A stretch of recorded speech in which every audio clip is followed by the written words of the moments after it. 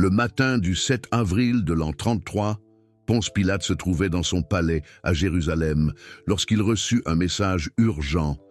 Sa femme avait fait un cauchemar. Un cauchemar à propos d'un prisonnier juif qui était jugé ce jour-là. Le message disait « Ne te mêle pas de cet homme juste ». Pilate regarda par la fenêtre. Dehors, une foule hurlait, réclamant du sang. Les chefs religieux exigeaient l'exécution de Jésus de Nazareth. Et Pilate, gouverneur de Judée, avait le pouvoir de décider. Mais voici ce que l'Église ne vous a jamais dit. Pilate ne voulait pas crucifier Jésus. Il a essayé de le sauver. Il a imploré pour le libérer. Il a offert des alternatives. Il s'est lavé les mains publiquement pour montrer qu'il était forcé. Mais il y avait des forces plus puissantes que lui. Rome avait envoyé des ordres. Ils ont menacé sa famille. Ils ont menacé sa position.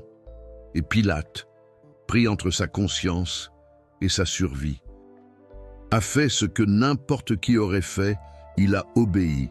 Et Jésus est mort. Spinoza, philosophe majeur de l'histoire, a étudié chaque document historique sur Pilate et il a découvert quelque chose qui change complètement l'histoire de la crucifixion. Pilate n'était pas le bourreau, il était la victime. Et l'Église a inventé cette narration du Pilate cruel pour protéger l'Empire romain. L'histoire officielle que l'on vous a enseignée est simple. Pilate était un gouverneur romain brutal. Jésus fut amené devant lui. Les Juifs demandèrent sa crucifixion. Pilate accepta casuellement. Il se lava les mains en disant « Je suis innocent du sang de ce juste » et Jésus fut crucifié. Pilate est dépeint comme lâche, indifférent ou cruel, un bourreau convenable qui permet de faire retomber la culpabilité sur les Juifs, tandis que Rome reste irréprochable. Mais Spinoza a découvert que ce récit avait été construit des décennies après la crucifixion, au moment où le christianisme tentait de se faire accepter par Rome, et pour ce faire, il fallait retirer la culpabilité de Rome et la faire peser sur les Juifs. Alors Pilate fut transformé d'exécuteur forcé en spectateur réticent, et les Juifs furent transformés de victimes de l'occupation en assassins de Dieu. C'est l'une des manipulations historiques les plus réussies jamais réalisées. Et elle a si bien fonctionné que 2000 ans plus tard, les gens blâment encore les Juifs pour la mort de Jésus. Mais la vérité historique montre exactement le contraire. Rome a tué Jésus, Pilate a exécuté l'ordre, et les Juifs ont été utilisés comme boucs émissaires.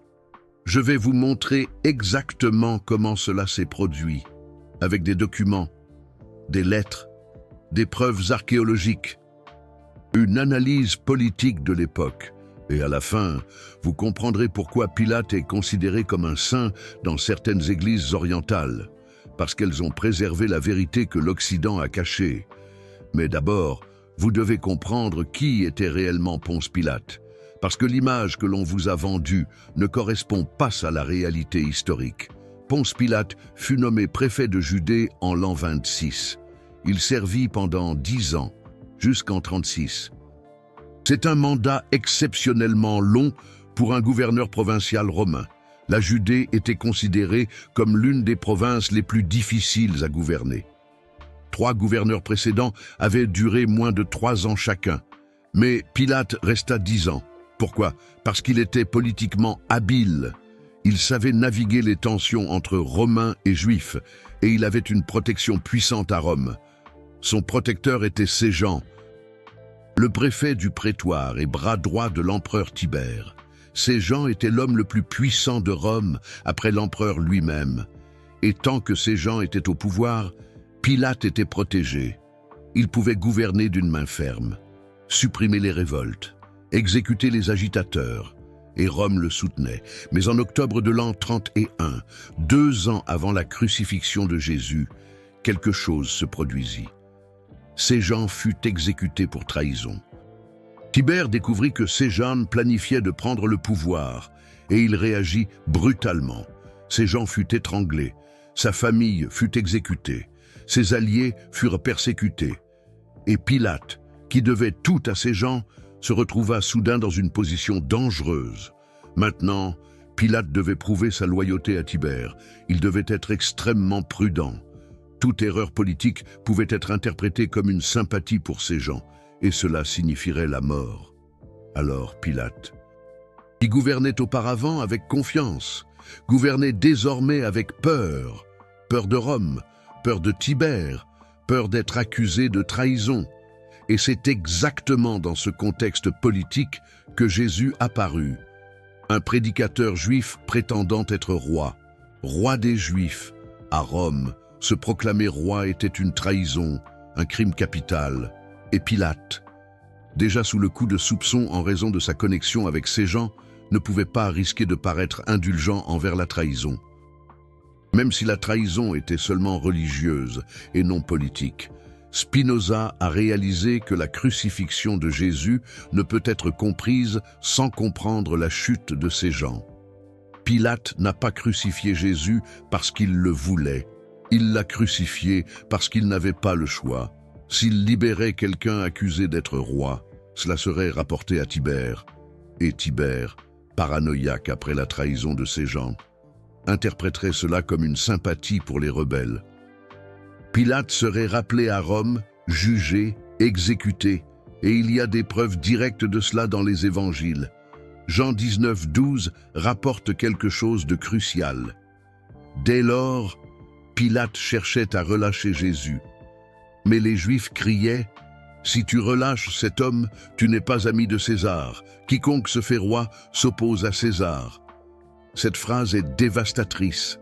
Les chefs juifs menaçaient littéralement Pilate. Ils disaient « Si tu libères Jésus, nous allons te dénoncer à Rome comme traître. » Et Pilate savait que cela signifiait la mort. Jean 19, 13 continue. Ayant entendu ces paroles, Pilate amena Jésus dehors et il s'assit au tribunal, au lieu appelé le pavé. Pilate ne s'est pas assis au tribunal parce qu'il voulait juger Jésus. Il s'est assis parce qu'il y était forcé. La menace politique était claire. Libérer Jésus signifiait être accusé de trahison. Et Pilate, déjà vulnérable à cause de sa connexion avec ces gens, ne pouvait pas prendre ce risque. Mais avant d'accepter l'exécution, Pilate a tout tenté pour sauver Jésus. Et les évangiles rapportent au moins 7 tentatives différentes. 7 fois Pilate a essayé d'éviter la crucifixion, mais il a été bloqué à chaque fois. Première tentative, le questionnement initial. Luc 23, 4 dit « Pilate dit au chef des prêtres et à la foule. Je ne trouve aucune base d'accusation contre cet homme. » Pilate disait publiquement « Jésus est innocent. Il n'y a aucun crime ici. Libérez-le. » Mais les chefs juifs insistèrent, et Pilate dut continuer. Deuxième tentative, envoyé à Hérode. Luc 23, 6 à 7. Ayant appris cela, Pilate demanda si l'homme était galiléen. Quand il apprit que Jésus était de la juridiction d'Hérode, il l'envoya à Hérode, qui était aussi à Jérusalem en séjour. Pilate essaya de transférer la responsabilité. Jésus était de Galilée, techniquement sous la juridiction d'Hérode Antipas. Peut-être qu'Hérode s'en occuperait et que Pilate pourrait éviter la décision. Mais Hérode renvoya Jésus, et Pilate fut de nouveau piégé. Troisième tentative, la flagellation comme punition alternative. Jean 19, 1. Alors Pilate fit fouetter Jésus. Ponce Pilate pensait, peut-être que si je le punis physiquement, les chefs seront satisfaits et n'exigeront pas sa mort. Jésus fut brutalement flagellé, mais ce ne fut pas suffisant. Ils continuèrent à exiger sa crucifixion.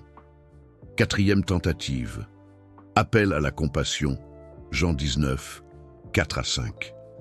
Pilate sortit de nouveau et dit aux Juifs, « Voici, je vous l'amène dehors, afin que vous sachiez que je ne trouve en lui aucun motif d'accusation. » Quand Jésus sortit, portant la couronne d'épines et le manteau de pourpre, Pilate leur dit, « Voici l'homme. » Ponce Pilate présenta Jésus, saignant, blessé, humilié.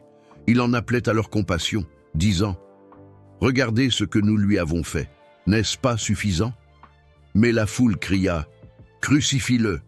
Crucifie-le » Cinquième tentative, offrir Barabbas. Matthieu 27, 17. Pilate leur demanda « Lequel voulez-vous que je vous relâche ?» Barabbas ou Jésus, appelé le Christ. C'était une coutume de la Pâque de libérer un prisonnier. Pilate offrit un choix, Jésus, un prédicateur pacifique, ou Barabbas, un révolutionnaire violent qui avait tué des Romains. Pilate pensait qu'il choisirait évidemment Jésus, mais les chefs juifs manipulèrent la foule et ils crièrent « Barabbas !» Sixième tentative, question directe, Matthieu 27, 22. Pilate leur demanda « Que ferais-je donc de Jésus, appelé le Christ ?» Tous répondirent « Crucifie-le !» Pilate était désespéré, demandant ouvertement « Que voulez-vous que je fasse ?» espérant qu'ils reculeraient, mais ils ne reculèrent pas. Septième tentative, se laver les mains. Matthieu 27, 24. Quand Pilate vit qu'il ne gagnait rien, mais qu'au contraire, un tumulte se formait, il fit apporter de l'eau, se lava les mains devant la foule et dit « Je suis innocent du sang de cet homme. La responsabilité est la vôtre. » C'était un geste public. Pilate enregistrait devant témoins qu'il était forcé, qu'il n'était pas d'accord, que la faute n'était pas la sienne. 7 tentatives, 7 fois à essayer de sauver Jésus.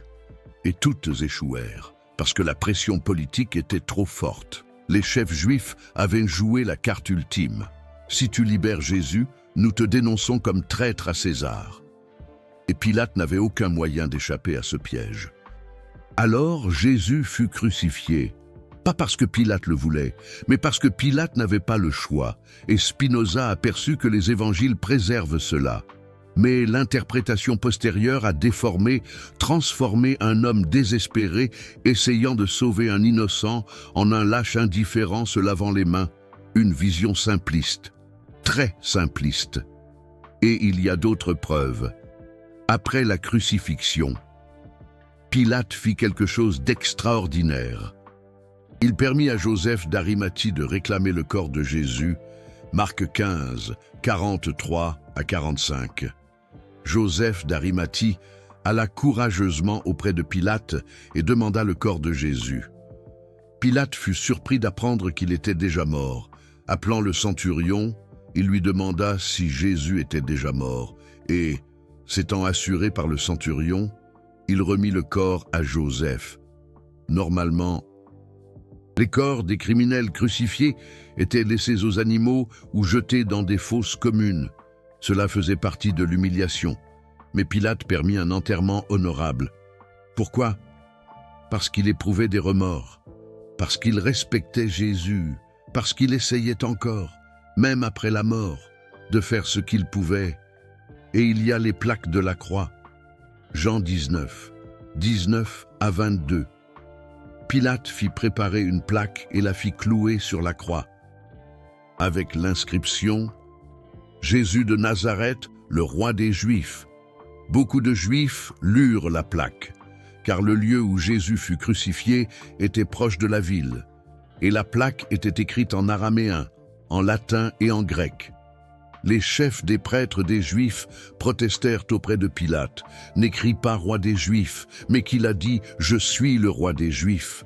Pilate répondit « Ce que j'ai écrit, je l'ai écrit ».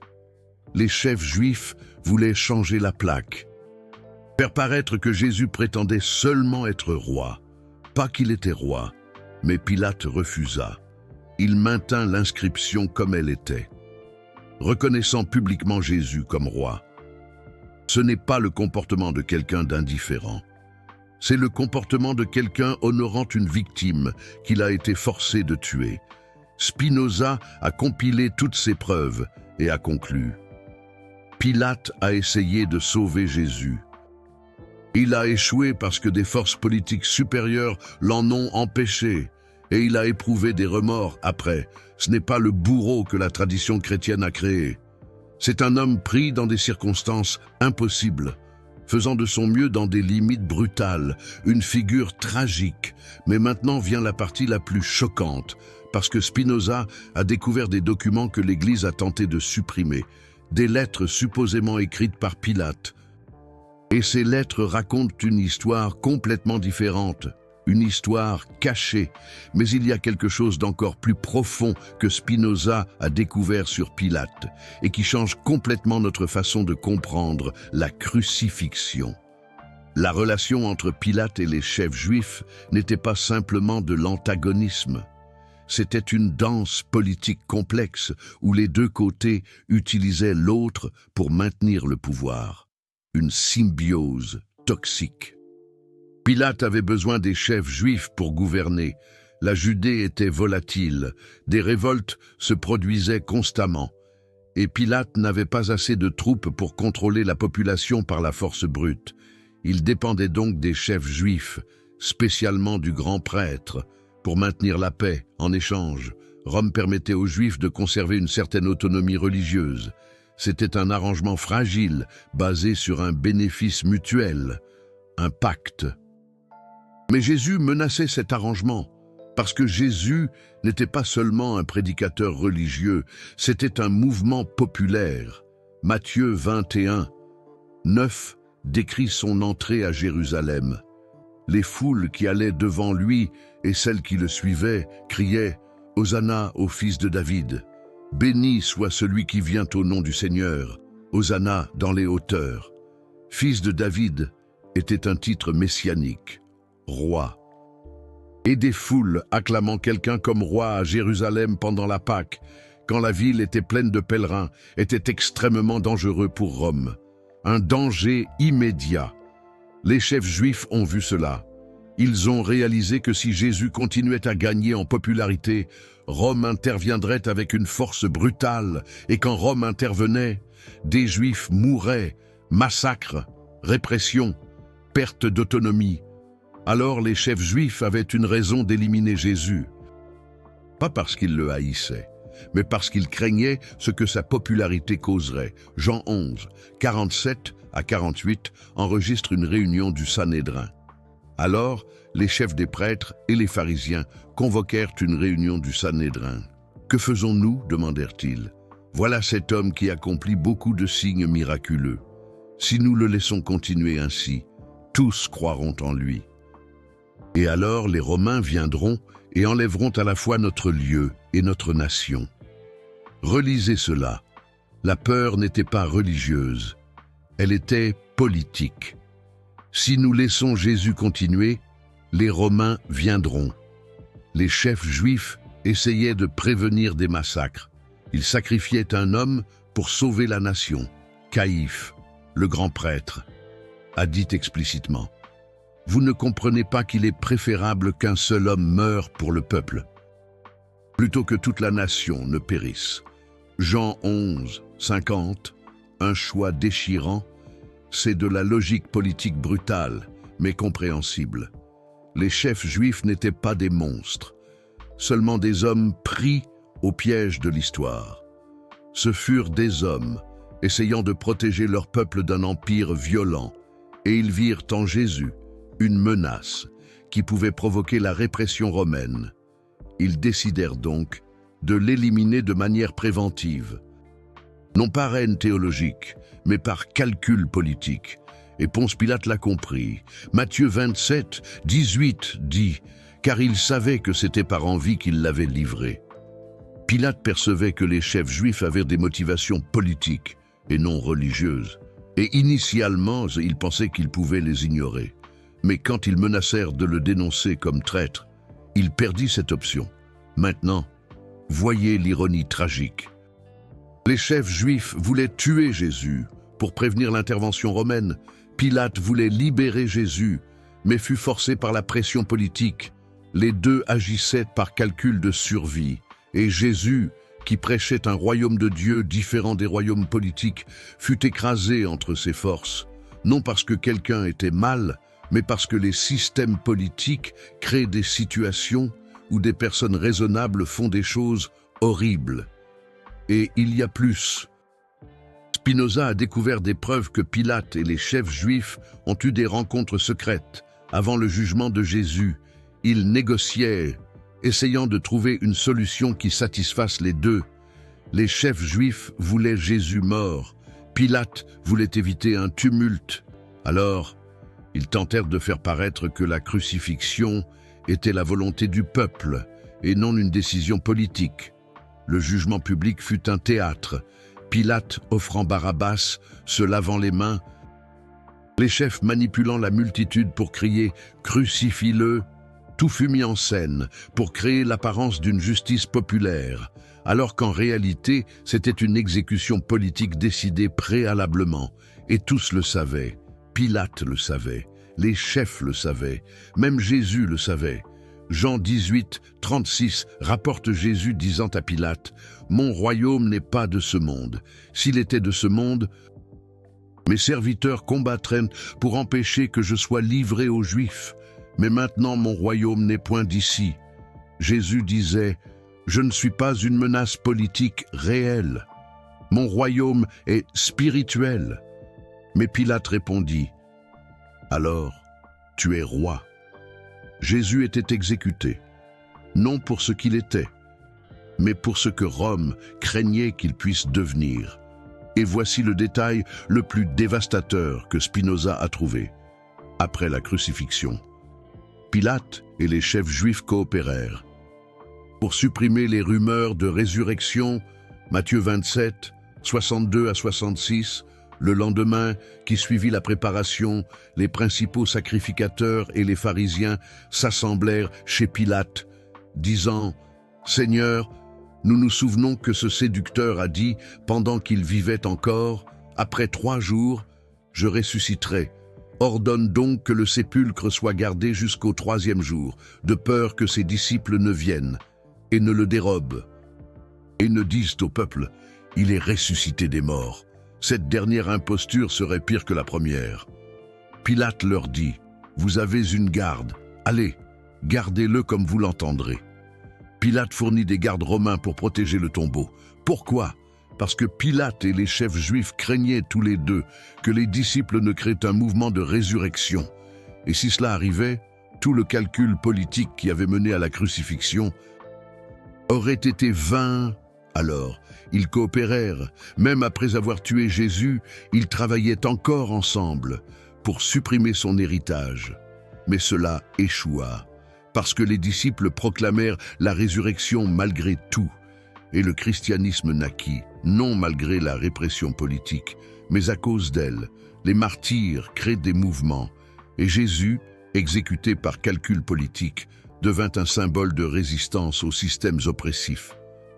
Exactement ce que Pilate et les chefs juifs tentèrent de prévenir. C'est l'ironie suprême que Spinoza a identifiée. Pilate tenta de sauver Jésus et échoua. Les chefs juifs tentèrent d'éliminer Jésus pour protéger le peuple et échouèrent. Et Jésus, qui mourut apparemment défait, devint une force plus puissante qui détruisit tant le temple que l'empire en 70, 40 ans après la crucifixion. Rome détruisit Jérusalem, massacra des millions de Juifs. Le temple fut brûlé, et en 313, l'empereur Constantin se convertit au christianisme. Rome, qui tua Jésus, finit par se soumettre à lui. Les chefs juifs, qui sacrifièrent Jésus pour sauver le temple, virent le temple détruit malgré tout, et Pilate, qui voulait éviter un tumulte, créa le martyre, qui initia la plus grande révolution religieuse de l'histoire. Personne ne vainquit les forces qui tuèrent Jésus, mais le mouvement qui l'initia survécut à tous, et c'est la leçon la plus profonde.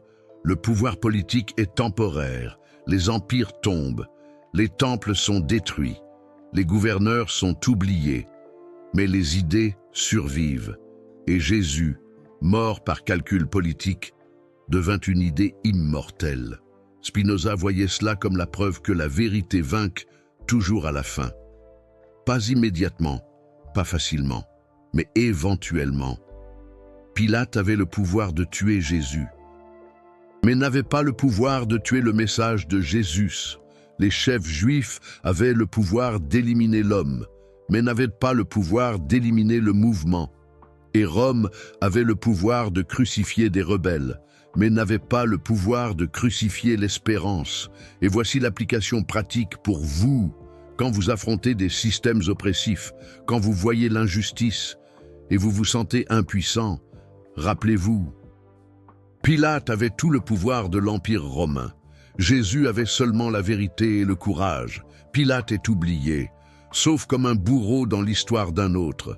Jésus a changé le monde. Le pouvoir politique est bruyant, mais éphémère. La vérité est silencieuse, mais éternelle.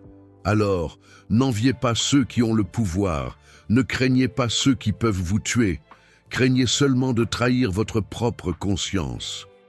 Parce que Pilate avait tout ce que le monde valorise, le pouvoir, la position, la protection, et mourut en disgrâce, rappelé comme un couard. Jésus n'avait rien de ce que le monde valorise, sans pouvoir, sans position, sans protection, et devint la figure la plus influente de l'histoire. La différence? Jésus choisit la vérité, Pilate choisit la survie, et 2000 ans plus tard, nous savons quel choix compte. Les lettres sont connues comme les actes de Pilate ou lettres de Pilate à Tibère et Claudia. Elles sont considérées apocryphes par l'Église, non canoniques. Mais Spinoza questionna « Pourquoi l'Église les a-t-elle rejetées ?» Parce qu'elles contredisent la narrative officielle. Ces lettres montrent Pilate comme un défenseur de Jésus, et non comme un exécuteur indifférent, et elles montrent que Rome, et non les Juifs, fut responsable de la crucifixion. Une des lettres décrit Pilate écrivant à Tibère après la crucifixion. Il dit qu'il fut forcé d'exécuter un homme innocent, qu'il tenta de le libérer, mais fut menacé par les chefs juifs, qu'ils dirent que s'il ne crucifiait pas Jésus, il serait dénoncé comme traître. Et Pilate, connaissant le destin de quiconque est accusé de trahison après la chute de ses gens, obéit contre sa volonté. Une autre lettre mentionne son épouse, Claudia. Matthieu 27. 19 dit, pendant que Pilate était assis au tribunal, sa femme lui envoya dire, « Ne te mêle point d'affliction à ce juste, car aujourd'hui j'ai beaucoup souffert en songe à cause de lui. » Ce verset est le seul endroit dans tout le Nouveau Testament où l'épouse de Pilate est mentionnée et elle tente d'empêcher la crucifixion. Les lettres apocryphes amplifient cela. Elle raconte que Claudia s'est convertie au christianisme en secret, qu'elle croyait que Jésus était divin et qu'elle a imploré Ponce Pilate de le sauver. L'Église orientale a préservé ces traditions. Dans l'Église orthodoxe, Ponce Pilate et Claudia sont vénérés comme des saints. Saints. Ponce Pilate et Claudia commémorés le 25 juin. Pourquoi? Parce que les églises orientales ont gardé la mémoire que Ponce Pilate a tenté de sauver Jésus, qu'il a été forcé par les circonstances, et qu'il a ensuite reconnu son erreur et s'est repenti. Mais en Occident, l'Église catholique a rejeté cette tradition. Elle a fait de Ponce Pilate le bourreau. Pourquoi? Parce que lorsque le christianisme est devenu la religion officielle de Rome, il avait besoin d'un récit qui n'antagonise pas l'Empire romain. On ne pouvait pas dire « Rome a tué Jésus ». Il fallait dire « Les Juifs ont tué Jésus ». Et Ponce Pilate n'était qu'un spectateur réticent. Spinoza appelait cela de l'anti-judaïsme stratégique. L'Église avait besoin de la protection de Rome. Elle a donc transféré la culpabilité sur les Juifs. Et ce transfert a eu des conséquences horribles. 2000 ans d'antisémitisme, des pogroms, des expulsions, l'Holocauste. Tout cela basé sur le mensonge que les Juifs ont tué Dieu. Mais la vérité historique est claire. Rome a exécuté Jésus. Ponce Pilate a donné l'ordre. Les Juifs ont été des victimes, pas des auteurs. Maintenant, parlons de ce qui est arrivé à Ponce Pilate après la crucifixion, parce que son destin révèle beaucoup de choses sur la vérité historique. Ponce Pilate a continué à gouverner la Judée pendant encore 3 ans après la mort de Jésus. En 36, il y a eu un incident avec des Samaritains. Flavius Joseph rapporte qu'un prophète samaritain a convoqué des foules sur le mont Garizim, promettant de révéler des trésors sacrés. Ponce Pilate a interprété cela comme une rébellion potentielle. Il a envoyé des troupes, il a massacré les Samaritains, et les chefs samaritains se sont plaints à Vitellius, le légat de Syrie, le supérieur de Ponce Pilate. Vitellius a ordonné à Ponce Pilate de retourner à Rome pour expliquer ses actions à l'empereur Tibère. Ponce Pilate a obéi, mais quand il est arrivé à Rome, Tibère était mort. Le nouvel empereur était Caligula. Et Caligula n'avait aucune patience avec les gouverneurs problématiques. Ce qui est arrivé à Ponce Pilate après cela est incertain. Certaines traditions disent qu'il a été exécuté. D'autres disent qu'il a été exilé en Gaule, l'actuelle France, où il s'est suicidé. La tradition la plus ancienne, préservée par Eusèbe de Césarée au IVe siècle, dit que Ponce Pilate s'est suicidé pendant le règne de Caligula. Il est tombé en telle disgrâce qu'il a été forcé de devenir son propre bourreau. Eusèbe suggère que c'était une punition divine pour la crucifixion de Jésus. Mais Spinoza remettait cette interprétation en question. Si Ponce Pilate a tenté de sauver Jésus, pourquoi serait-il puni? La réponse la plus logique est que Ponce Pilate a été victime de la politique romaine brutale. Il a perdu son protecteur Séjan. Il a été forcé d'exécuter Jésus pour éviter d'être accusé de trahison. Il a gouverné sous une pression constante et a finalement commis une erreur qui a entraîné sa chute. Pas une punition divine, juste une politique impériale impitoyable. Et voici l'ironie. Ponce Pilate a passé sa vie à essayer de plaire à Rome. Il a sacrifié sa conscience. Il a exécuté un homme qu'il croyait innocent. Tout cela pour maintenir sa position et protéger sa famille.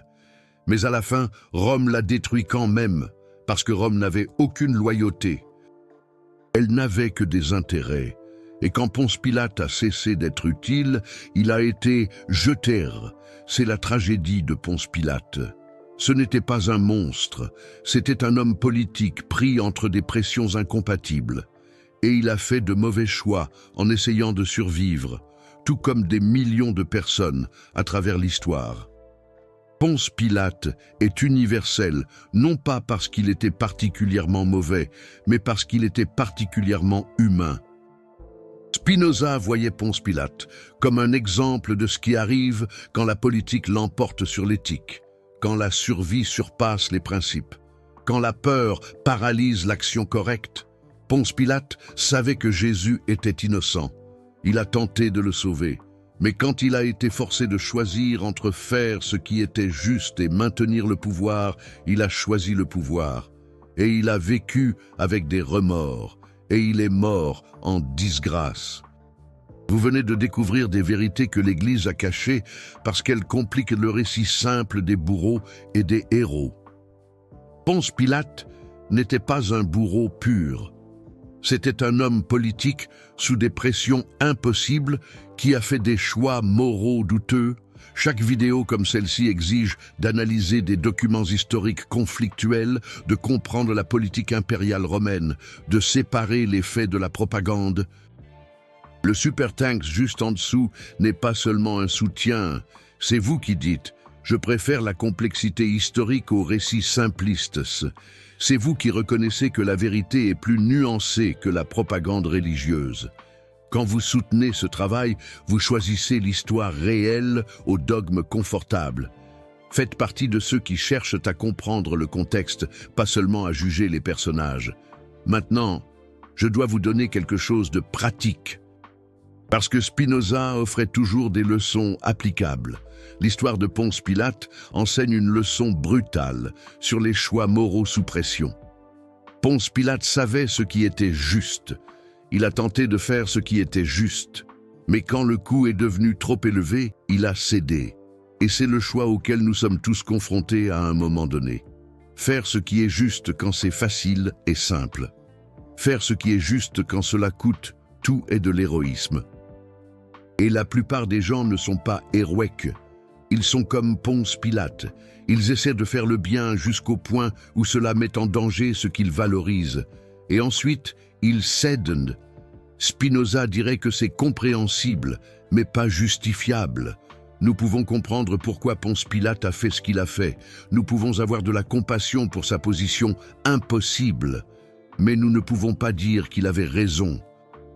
Parce que choisir la survie plutôt que la justice a toujours des conséquences. Jésus est mort. Des millions de Juifs ont été persécutés parce qu'ils ont été blâmés pour sa mort. Ponce Pilate a vécu avec des remords et il est mort en disgrâce. Personne n'a gagné. La leçon pratique est identifiez vos lignes rouges maintenant, avant la pression. Décidez maintenant ce que vous ne ferez pas, quel que soit le COT. Parce que quand la pression arrive, il est déjà trop tard pour décider. Ponce Pilate n'avait pas décidé préalablement. Alors, quand le choix est arrivé, il a fait des calculs politiques et a fini par trahir ses propres principes. Deuxième leçon. Méfiez-vous des récits qui peignent des bourreaux purs et des héros purs. L'histoire de Ponce Pilate montre que la réalité est plus complexe. Ponce Pilate n'était pas un monstre. Les chefs juifs qui ont fait pression sur lui n'étaient pas des êtres malins. Ils protégeaient leur peuple de la répression romaine. Jésus n'était pas un rebelle politique, mais Rome le voyait ainsi. Tous agissaient dans des limites et avec des incitations. Et la tragédie est arrivée non pas parce que quelqu'un était mauvais, mais parce que les systèmes de pouvoir créent des situations où de bonnes personnes font des choses terribles. Troisième leçon. Questionnez qui profite des récits qu'on vous a enseignés. L'Église vous a enseigné que les Juifs ont tué Jésus. Qui en a profité? Rome. L'empire qui a réellement tué Jésus est resté propre. Et les Juifs ont été persécutés pendant 2000 ans. Demandez toujours, cui bono, qui gagne? Et vous découvrirez qui a construit le récit. Enfin, reconnaissez que le courage moral est rare. Ponce Pilate a tenté de faire ce qui était juste, mais il a cédé quand c'est devenu difficile. La plupart d'entre nous sont comme Ponce Pilate. Rares sont ceux qui, comme Jésus de Nazareth, ont préféré la mort au compromis de leurs principes. Et reconnaître cela, c'est la première étape vers un véritable changement. Parce que lorsque vous admettez que vous seriez probablement comme Ponce Pilate, vous pouvez commencer à vous préparer à agir différemment lorsque le moment de choisir se présentera. Spinoza a passé sa vie entière à faire des choix que Ponce Pilate n'a pas fait. Lorsqu'il a été excommunié à l'âge de 23 ans, il aurait pu se rétracter, réintégrer sa communauté, vivre confortablement. Mais il a choisi la vérité au confort. Il a vécu pauvrement. Il est mort jeune. Mais ses idées, elles, ont survécu. Parce que lorsque vous choisissez le principe à la survie, vous pouvez perdre votre vie, mais vous gagnez un héritage. C'est Baruch Spinoza qui nous l'enseigne. Et voici la question finale qui change tout. Si vous étiez à la place de Ponce Pilate, que feriez-vous? Votre famille menacée, votre position en péril, un empereur paranoïaque prêt à exécuter les traîtres et un homme innocent attendant votre décision. Libéreriez-vous Jésus de Nazareth, sachant que cela signifie la mort pour vous et votre famille, ou l'exécuteriez-vous pour vous sauver? Soyez honnête, la plupart d'entre nous feraient ce que Ponce Pilate a fait, et cela nous rend complices, pas des bourreaux, juste des humains piégés dans des systèmes qui forcent à des choix impossibles. Et la seule façon de changer cela, c'est d'arrêter de juger Ponce Pilate comme un monstre, et de commencer à remettre en question les systèmes qui créent des situations où des personnes bonnes sont forcées de faire le mal. C'est cette liberté que Spinoza nous offre, la liberté de voir Ponce Pilate comme un humain, la liberté de reconnaître que vous feriez probablement la même chose, la liberté de décider maintenant que lorsque votre tour viendra, vous tenterez d'être différent. Et la liberté de travailler à créer des systèmes où les personnes ne seraient pas forcées de choisir entre conscience et survie. Spinoza, encore lui. Commentez maintenant. Si vous étiez Ponce Pilate, votre famille menacée, votre position en péril, libéreriez-vous Jésus de Nazareth ou obéiriez-vous à Rome? Soyez brutaux et honnêtes. Et si vous admettez que vous feriez probablement ce que Ponce Pilate a fait, vous êtes prêts à arrêter de juger et à commencer à comprendre. Écrivez dans les commentaires, Team Ponce Pilate le lâche ou Team Ponce Pilate la victime, Team simplifier l'histoire ou Team accepter la complexité. Je veux savoir combien ici ont le courage d'admettre que l'histoire n'a pas de bourreau pur, seulement des personnes sous pression. Le choix vous appartient, mais maintenant vous savez que Ponce Pilate a tenté de sauver Jésus de Nazareth, et il a échoué, tout comme vous échoueriez probablement. Et reconnaître cela, c'est la première étape pour être meilleur. On se souvient de Spinoza dans ce moment difficile.